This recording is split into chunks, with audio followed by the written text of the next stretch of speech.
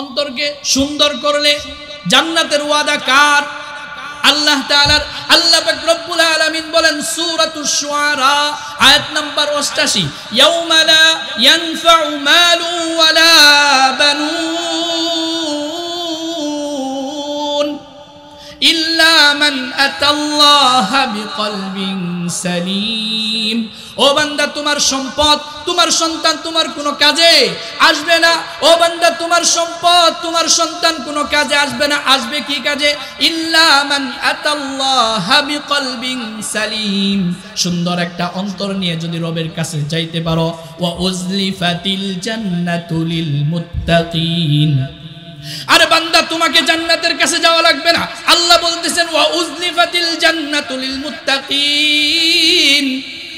যে বান্দা অন্তরকে পরিষ্কার করলো, অন্তরের ভিতরে আল্লাহর ভয় ঢুকাইলো, অন্তরের ভিতরে কুরআন ঢুকাইলো, অন্তরের ভিতরে সুন্নাত ঢুকাইলো, আল্লাহ বলতেছেন ওয়া উজলিফাতিল জান্নাহ, জান্নাতটাকে আমি বান্দার কাছে নিয়ে আসব। قد أفلح من زكاها وقد خاب من دساها وقال رسول الله صلى الله عليه وسلم ألا وإن في الجسد مضغة إذا صلحت صلح الجسد كله وإذا فسدت فسد الجسد كله أو كما قال عليه الصلاة والسلام। সকলেই অন্তরের অন্তঃস্থল থেকে মুহাম্মদুর রাসূলুল্লাহ সাল্লাল্লাহু আলাইহি ওয়াসাল্লামের উপর দরুদ পড়ি। সকলে আমার সাথে সাথে আল্লাহুম্মা সাল্লি আলা মুহাম্মদ ওয়া আলা আলি মুহাম্মদ كما صليت على إبراهيم وعلى آل إبراهيم إنك حميد مجيد اللهم بارك على محمد وعلى آل محمد كما باركت على إبراهيم وعلى آل إبراهيم إنك حميد مجيد।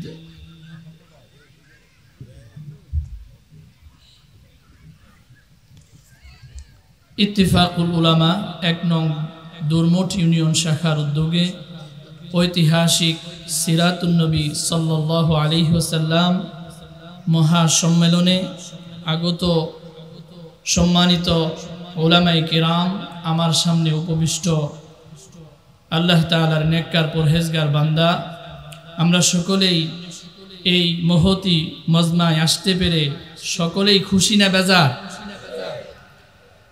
যদি খুশি হয়ে থাকি, একদম সুউচ্চ স্বরে যিনি আমাদেরকে হায়াত দিয়েছেন, যিনি আমাদেরকে তৌফিক দিয়েছেন এই বরকতপূর্ণ মজমায় আসার জন্যে, সেই রবকে খুশি করার জন্যে সকলেই অন্তরের অন্তঃস্থল থেকে জুড়ে সরে বলি আলহামদুলিল্লাহ।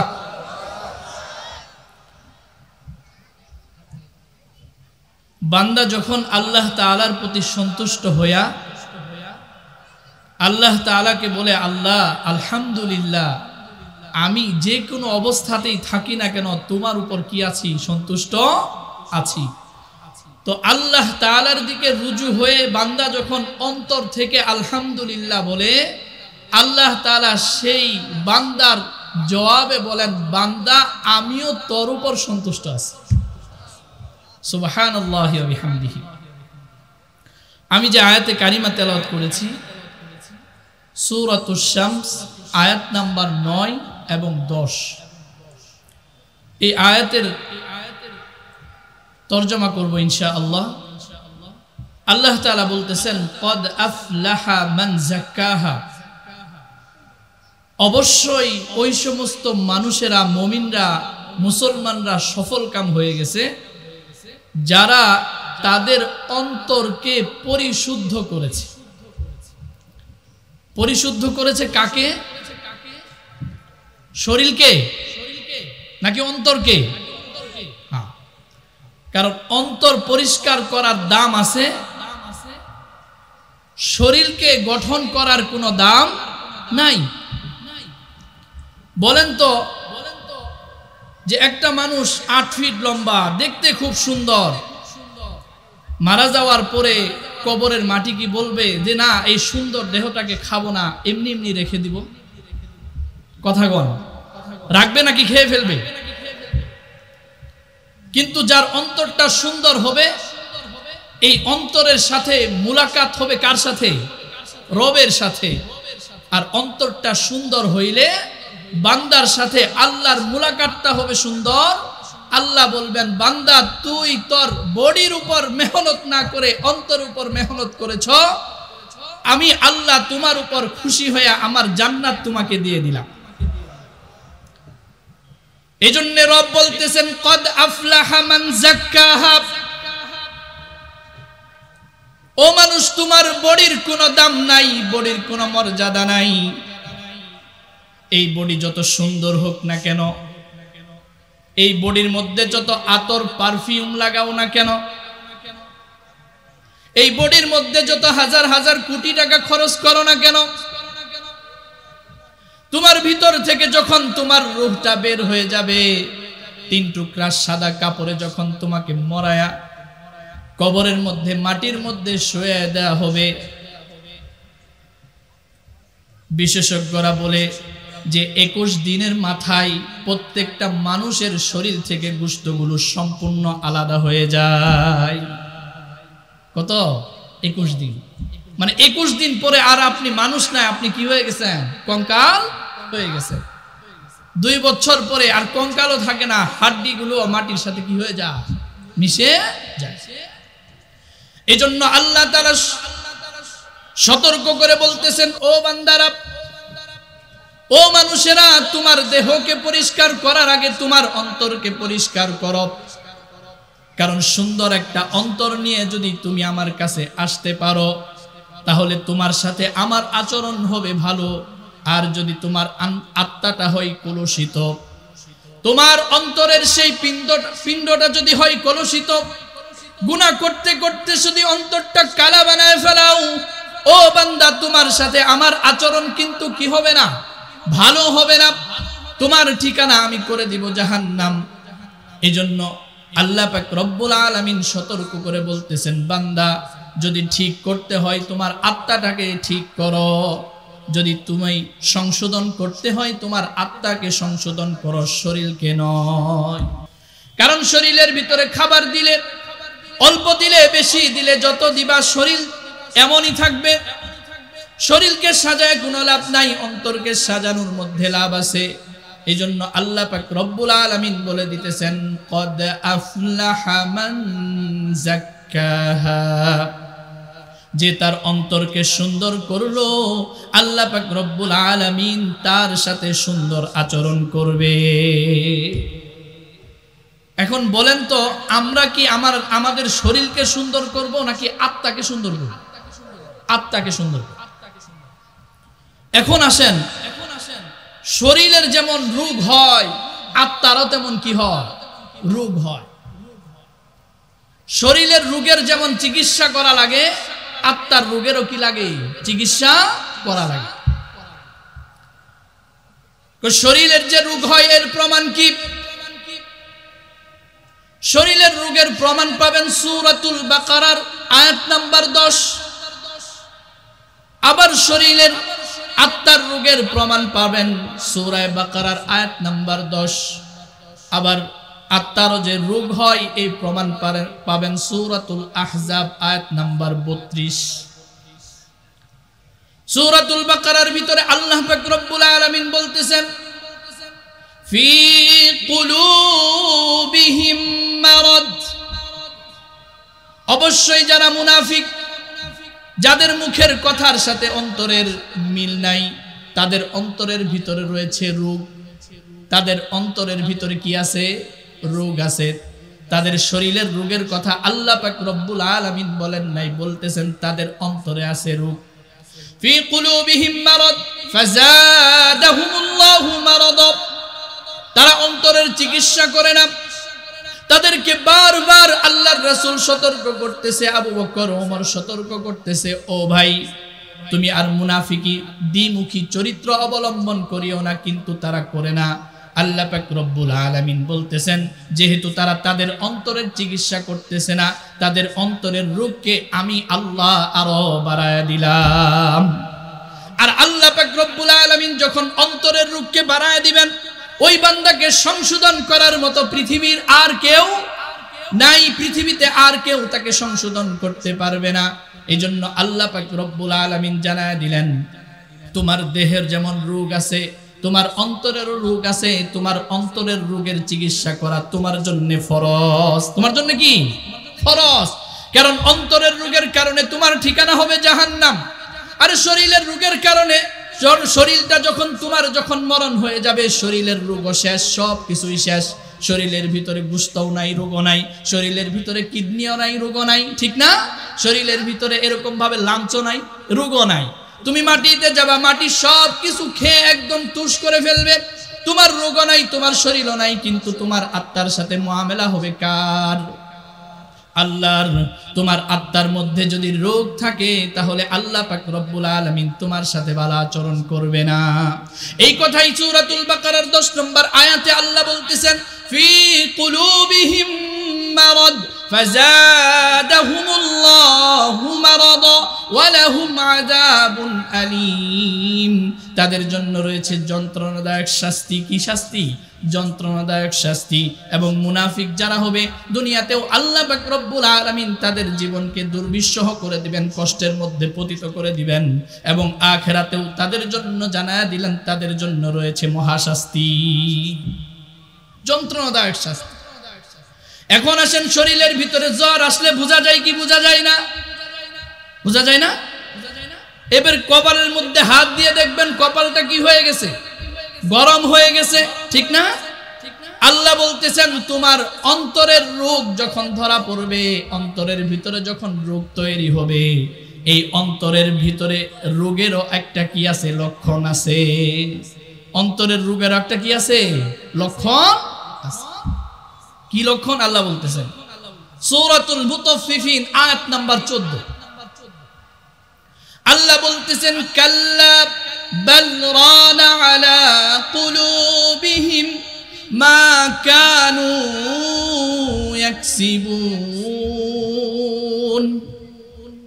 যখন বান্দা কোনো পাপ কর্ম করে তার অন্তরের ভিতরে মরিচা পড়ে, একটা লোহা যদি দীর্ঘদিন আপনি রেখে দেন, ওটাকে যদি মেরামত না করেন, না মুছেন, না ঘষেন, তাহলে কিছুদিন পরে ওই লোহার মধ্যে মরিচা পড়ে কিনা? জঙ্গার ধরে কিনা? ধরে। আল্লাহ বলতেছেন কাল্লা বাল রানা আলা কুলুবিহিম মা কানু ইয়াকসিবুন। বান্দা যখন গুনাহ করলো, বান্দা যখন পরনারীর দিকে দৃষ্টি দিল, বান্দা যখন নামাজ বাদ দিয়ে অন্য কাজে ব্যস্ত হয়ে গেল, বান্দার উপর যাকাত ফরজ হইল, বান্দা যাকাত আদায় করলো না। বান্দার উপর পবিত্রতার হুকুম ফরজ ছিল, বান্দা পবিত্রতা আদায় করলো না, পবিত্রতা অর্জন করলো না। বান্দা নাপাক অবস্থায় ঘুরতেছে। বান্দা যখন শর্ট প্যান্ট পরে ঘুরে, বান্দা যখন হাঁটুর উপর কাপড় পরে যখন বাইকগুলা ধাম করে চলে, আল্লাহ বললেন এই গুনাহ করার কারণে তার অন্তরের ভিতরে মরিচা পড়ে যায়। কি পড়ে যায়? মরিচা পড়ে যায়। আল্লাহর রাসূল বলেন যখন বান্দা গুনাহ করে তার অন্তরের ভিতরে কালো এরকম একটা রেখা পড়ে, দাগ পড়ে, আস্তে আস্তে বান্দা যখন গুনাহ করতেই থাকে, আল্লাহ পাক রব্বুল আলামিন যে অন্তরটাকে দিয়েছিলেন সাদা শুভ্র, গুনাহ করতে করতে বান্দা ওই অন্তরটাকে একবারে কালো বানিয়ে দেয়। কি বানিয়ে ফেলে? কালো বানিয়ে ফেলে। হাজরে আসওয়াদ পাথরটা এখন কি? কালো। কিন্তু হাজরা আসওয়াদ যখন জান্নাত থেকে এসেছিল, পাথরটা কি ছিল? সাদা ছিল, শুভ্র ছিল। মানুষের গুনাহ নিতে নিতে চুষতে সে কি হয়ে গেছে? কালো হয়ে গেছে। তো অন্তরের ভিতরে কালো দাগ পড়ে, তাহলে আমার সাথে আপনারাও কথা বলবেন, অন্তরের রোগ আছে না নাই? অন্তরের রোগের লক্ষণও আছে না নাই? অন্তরের রোগ, এক নাম্বার অন্তরের রোগ সবচাইতে ভয়াবহ যে রোগ হচ্ছে, এটার নাম হচ্ছে অহংকার। অন্তরের সবচাইতে ভয়াবহ রোগের নাম কি? অহংকার। উলামায়ে কেরাম বলেন, দেহের মধ্যে যদি কারো ক্যান্সার হয়ে যায়, যদি সময় মতো ক্যান্সারের অপারেশন না করা হয়, থেরাপি যদি না দেওয়া হয়, একটা সময় এই বান্দাকে আর দুনিয়াতে টিকায় রাখা সম্ভব হয় না, ঠিক না? একদম শেষ, লাস্ট স্টেজে আছে, মানে শেষ ক্যান্সার, আর কোনো ফিরে আসার কি নাই, সুযোগ না। তো বান্দা যখন অহংকার করে, দাম্ভিকতা প্রকাশ করে, তখন আস্তে আস্তে বান্দার অন্তরের ভিতরে ক্যান্সার ঢুকে যায়। কি ঢুকে যায়? ক্যান্সার ঢুকে যায়। যদি সময় মতো চিকিৎসা করা না হয়, আল্লাহ না করুক, এই বান্দার মৃত্যুটা এমন হয়ে যায়, একজন নাফরমান হিসেবে সে দুনিয়া থেকে চলে যায়। তাহলে অন্তরের বড় একটা রোগের নাম, সেই রোগের নাম কি? অহংকার। অহংকার আমাদের সমাজের মানুষের ভিতরে অহংকার একেবারেই নাই। আমি বলি নাই, একজন বলছে প্রত্যেকেরই আছে। সমাজ সবার ভিতরেই সবচাইতে বড় যে রোগ, অন্তরের ক্যান্সার নিয়ে সকলেই আমরা কি করতেছি? চলাফেরা করতেছি, কিন্তু কোনোদিন মনেও হইল না যে এই রোগের চিকিৎসা করার কি আছে, প্রয়োজন আছে, ঠিক না? এখন বলেন তো, শরীরের ভিতরে ক্যান্সার হইলে কেউ কি বয়ে থাকে নাকি চিকিৎসা করে? সামর্থ্য অনুযায়ী চিকিৎসা করে কি করে না? বাংলাদেশে চিকিৎসা করে, ইন্ডিয়াতে চিকিৎসা করে আসে, ঠিক না? এখন বলেন, যদি শরীরের ক্যান্সারের চিকিৎসা করা লাগে, তাহলে আমার বডির ক্যান্সারের চিকিৎসা করার প্রয়োজন আছে না নাই? অন্তরটা যখন অসুস্থ হয়ে যাবে, অন্তরের ডাক্তার দেখানোর প্রয়োজন আছে না নাই? অন্তরের ডাক্তার কারা? অন্তরের ডাক্তার হচ্ছে উলামায়ে কেরাম, খানকার পীর, যারা খানকার ভিতরে বসে মানুষের নফসের কি করেন, চিকিৎসা করেন, তাদের কাছে দেখাইতে হবে। আর আল্লাহ পাক রব্বুল আলামিন তার হাবিবকে যখন পাঠাইলেন, মুহাম্মদুর রাসূলুল্লাহ সাল্লাল্লাহু আলাইহি ওয়াসাল্লামকে যখন দুনিয়াতে আগমন করলেন, আল্লাহর রাসূল সাল্লাল্লাহু আলাইহি ওয়াসাল্লাম যে সমস্ত মিশন নিয়ে পৃথিবীতে আগমন করেছেন, তার মধ্যে একটা মিশন ছিল এই, আল্লাহর রাসূল সাল্লাল্লাহু আলাইহি ওয়াসাল্লাম মানুষের অন্তরের চিকিৎসা করেছেন। কিসের চিকিৎসা করেছেন? অন্তরের চিকিৎসা করেছেন। সূরাতুল বাকারা আয়াত নাম্বার 129 আল্লাহ পাক রব্বুল আলামিন বলতেছেন, সাইয়্যিদিনা ইব্রাহিম আলাইহিস সালাতু ওয়াস সালাম যখন কাবা নির্মাণ করলেন, কাবা নির্মাণ করার পরে আল্লাহর কাছে দোয়া করলেন। আপনারা যারা জানেন, কাবার পাশে দাঁড়ায় দোয়া করলে কবুল যিনি করেন তিনি কে? হযরত ইব্রাহিম আলাইহিস সালাতু ওয়াস সালাম দোয়া করতেছেন, রব্বানা ওয়াবআস ফীহিম রাসূলাম মিনহুম ইয়াতলু আলাইহিম আয়াতিক ويعلمهم الكتاب والحكمة ويزكيهم إنك أنت العزيز الحكيم। হযরত ইব্রাহিম আলাইহিস সালাতু ওয়াস সালাম দোয়া করলেন। আল্লাহর নবী মাঝে মাঝেই বলতেন, আমি হচ্ছি ইব্রাহিমের দোয়ার ফসল, অর্থাৎ আমার জন্য আমার পিতা ইব্রাহিম দোয়া করে গিয়েছিলেন। হযরত ইব্রাহিম আলাইহিস সালাতু ওয়াস সালাম দোয়া করলেন, রব্বানা ওয়াবআস ফীহিম রাসূলাম মিনহুম ইয়াতলু আলাইহিম আয়াতিক। হে আল্লাহ, আমার বংশের মধ্যে, ইসমাইলের বংশের মধ্যে, ইসহাকের বংশের মধ্যে এমন কতক নবী পাঠান, যেই নবীরা তার সম্প্রদায়ের কাছে আপনার নিদর্শন সমূহকে পাঠ করে শোনাবে। রব্বানা ওয়াবআস ফীহিম রাসূলাম মিনহুম ইয়াতলু আলাইহিম আয়াতিকা ওয়া ইউআল্লিমুহুমুল কিতাবা, তাদেরকে কুরআন শিক্ষা দিবে, ওয়াল হিকমা, তাদেরকে সুন্নাত শিক্ষা দিবে, ওয়া ইউযাক্কিহিম, এবং তাদের অন্তরকে পরিশুদ্ধ করবে। সুবহানাল্লাহ। রাসূল করিম সাল্লাল্লাহু আলাইহি ওয়াসাল্লাম যে মিশন নিয়ে দুনিয়াতে আগমন করলেন, একটা হচ্ছে এই আল্লাহর রাসূল মানুষদেরকে কোরআন শিখাবেন। কি শিখাবেন? কোরআন শিখাবেন, হিকমা শিখাবেন, বিজ্ঞান শিখাবেন, প্রজ্ঞা শিখাবেন, সুন্নাহ শিখাবেন, মানুষদেরকে দিক নির্দেশনা দিবেন। এইভাবে চললে তুমি হবা জান্নাতি, আর এই পথটা হচ্ছে শয়তানের, এই পথে চললে তুমি হবা জাহান্নামী। ঠিক না? এরপরে আল্লাহ তাআলা তার হাবিবকে প্রেরণ করলেন কেন? ওয়ায়ুযাক্কিহিম, হে রাসূল, হে নবী, আপনি যান, আপনি আপনার উম্মতদেরকে, আমার বান্দাদেরকে, মানুষদেরকে অন্তরের চিকিৎসা করান। কারণ মানুষেরা শরীরের রোগ হইলে পেরেশান হয়ে যায়, ডাক্তারের কাছে যায়, কবিরাজের কাছে যায়। মানুষের অন্তরের ভিতরে যে রোগ হয়, মানুষের অন্তর যে রুগ্ন হয়ে যায়, মানুষের অন্তরের ভিতরে যে ক্যান্সার ঢুকে পড়ে, এটা যদি মানুষ না জানে তাহলে আখিরাতে সবচাইতে বিপদগামী হবে সেই মানুষটা। এই জন্য আখিরাতকে সামনে রেখে আখিরাতের সফলতা মানুষদেরকে দেওয়ার জন্য আপনি তাদের অন্তরকে পরিশুদ্ধ করেন। তাহলে নবী করিম সাল্লাল্লাহু আলাইহি ওয়াসাল্লাম যে মিশন নিয়ে পৃথিবীতে আগমন করলেন, তার মধ্যে একটা মিশন হচ্ছে এই উম্মতদের মানুষের অন্তরকে পরিশুদ্ধ করা। ঠিক কিনা? তাহলে নবী করিম সাল্লাল্লাহু আলাইহি ওয়াসাল্লাম অন্তরের ডাক্তার। ঠিক না? আল্লাহর রাসূল সাল্লাল্লাহু আলাইহি ওয়াসাল্লাম সাহাবায়ে কেরামকে সর্বপ্রথম যেই তালিম দিয়েছেন, ও ভাই, শরীরের রোগের কোনো তালিম দেন নাই। শরীরে রুগ্ন হয়ে গেছে, আল্লাহ পাক রব্বুল আলামিন রোগ দেয়, তিনি রোগ সারাবেন। ঠিক কিনা? কিন্তু অন্তরের ভিতরে যদি মরিচা পড়ে যায়, অন্তরটা যদি নষ্ট হয়ে যায়, অন্তরটা যদি কদাকার হয়ে যায়, হে নবী, আপনার উম্মতরা এর ডাক্তার খুঁজে পাবে না, এই জন্য আপনার কাছে আসবে। আপনি দেখে দেখে আবু বকরকে ডেকে ডেকে, ওমরকে ডেকে ডেকে, ওসমানকে ডেকে ডেকে তাদের অন্তরের চিকিৎসা করান। এই জন্য আল্লাহর রাসূল আবু বকরের অন্তরের চিকিৎসক ছিলেন। এই জন্য আবু বকর আল্লাহর রাসূল সাল্লাল্লাহু আলাইহি ওয়াসাল্লাম থেকে অন্তরের চিকিৎসা পেয়ে এমন খাঁটি মানুষে পরিণত হয়ে গেছে, দুনিয়াতে থাকতেই আল্লাহ পাক রব্বুল আলামিন তার হাবিবকে জানায়া দেন যে আবু বকর অন্তরকে পরিশুদ্ধ করে ফেলেছে। ওয়া আবু বকরিন ফিল জান্নাহ, আবু বকরকে জানায়া দাও সে একজন জান্নাতি মানুষ। সে একজন কি মানুষ? জান্নাতি মানুষ। কি সংশোধন করার কারণে? কোন রোগের চিকিৎসা করার কারণে?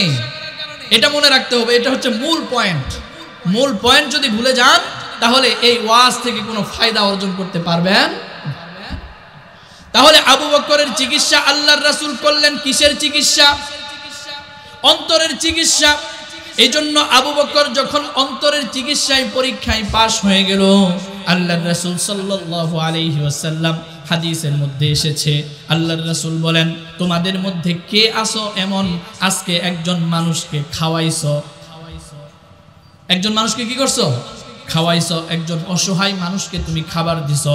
আবু বকরের হাত উঠে যায়, ইয়া রাসূলুল্লাহ, আজকে একজন মানুষকে আমি খাওয়াইছি। আবার আল্লাহর রাসূল জিজ্ঞাসা করে, তোমাদের মধ্যে এমন কে আসো যে আজকে রোজা রেখেছো? এবারও আবু বকরের হাত উঠে যায়, ইয়া রাসূলুল্লাহ, আজকে আমি কি রাখছি? রোজা রাখছি। কারণ অন্তর কি হয়ে গেছে? পরিষ্কার হয়ে গেছে। আমলগুলা তার ভিতরে এমন ভাবে ঢুকে গেছে, কোনো একটা নেক আমল শেষ কি করতে চায় না, ছাড়তে চায় না। কারণ অন্তর যখন পরিশুদ্ধ হয়ে যায় তখন বান্দার নেক কাজগুলা, তার সব নেক কাজ তার কাছে ভালো লাগতে থাকে। জিকির ভালো লাগে, নামাজ কি লাগে?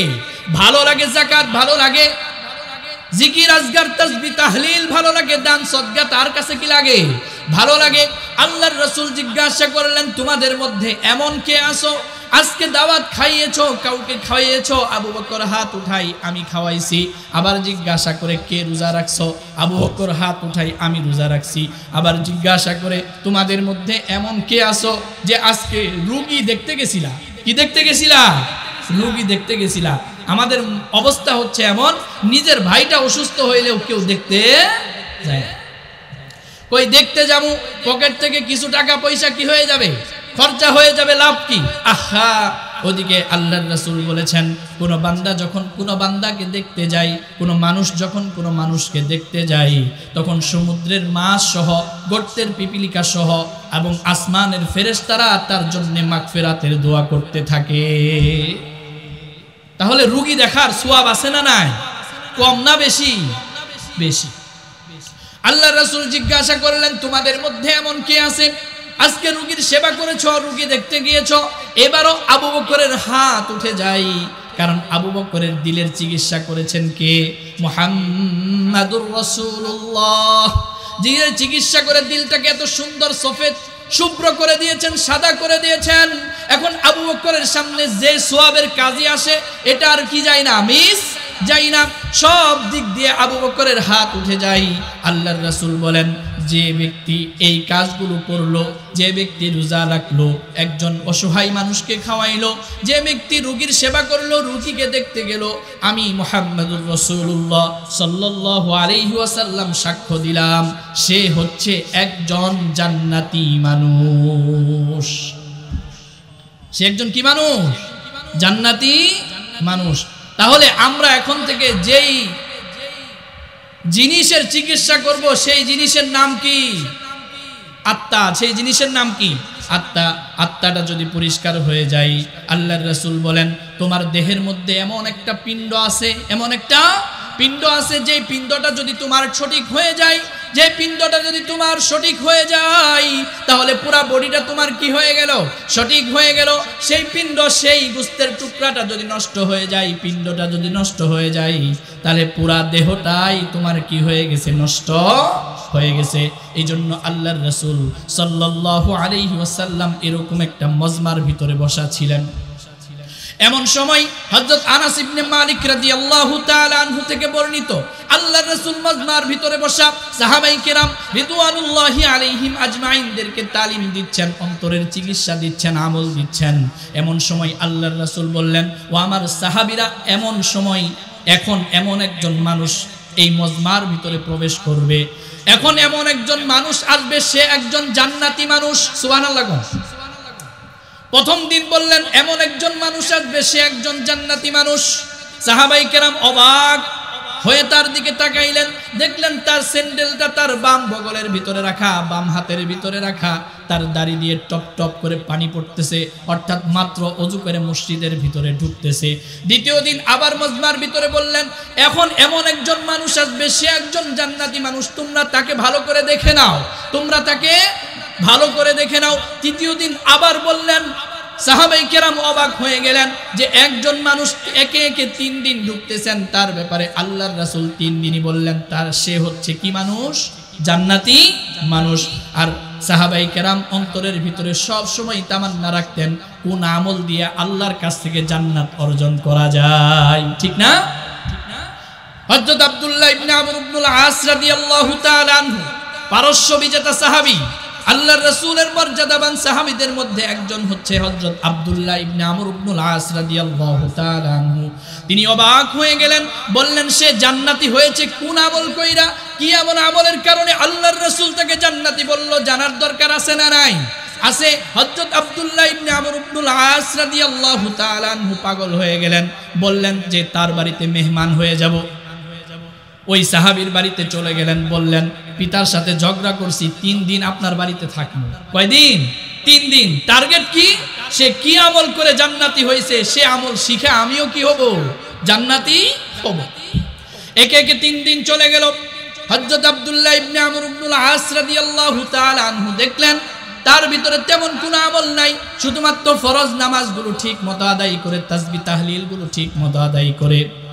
3 দিন পরে বলতেছে, রাগ হয়ে বলতেছে, না না, কি এমন কারণ? কোনো কারণই তো পাইলাম না, তাহাজ্জুদেও পাইলাম না, সারা রাত জিকিরের মধ্যেও পাইলাম না, এমন কি আমল? বিরক্ত হয়ে মন খারাপ করে চলে যাইতেছে। তখন সাহাবী ডাক দিছে, ও ভাই আব্দুল্লাহ, এদিকে আসো। কি ব্যাপার, তুমি কেন আসছিলা? বলতেছে, একে একে আপনি 3 দিন আল্লাহর রাসূলের দরবারে প্রবেশ করেছেন, 3 দিন আল্লাহর রাসূল আপনার ব্যাপারে জান্নাতের সার্টিফিকেট দিয়েছেন, জান্নাতি বলেছেন। কি আমল করে আপনি জান্নাতি হইলেন এটা জানার জন্য আপনার মজমার ভিতরে, আপনার বাড়ির ভিতরে 3 দিন অবস্থান করলাম, কিন্তু ফরজ এবং তাসবিহ তাহলিল ব্যতীত অন্য কোনো আমল পাইলাম না।